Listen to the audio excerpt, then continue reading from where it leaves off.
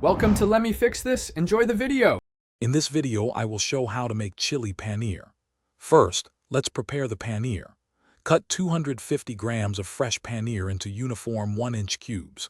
Next, gently toss these cubes with 1 tablespoon of cornstarch and a pinch of salt to coat them evenly.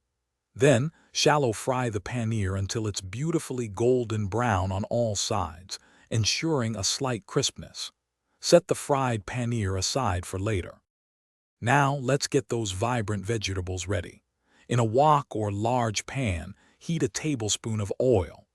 Add 1 chopped onion and 1 bell pepper, cut into similar 1-inch pieces.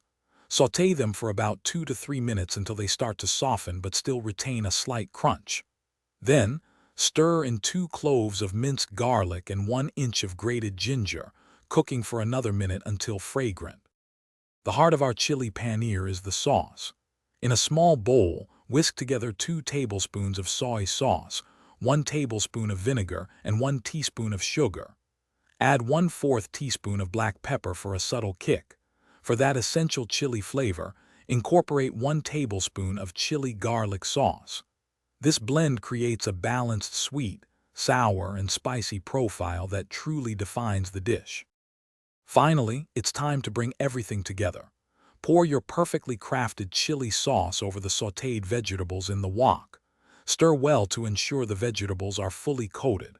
Now, gently add the fried paneer cubes, tossing them carefully so they absorb all that delicious flavor without breaking.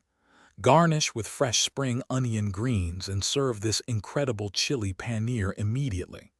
Enjoy! Thanks for watching. If you found this helpful, don't forget to like and subscribe.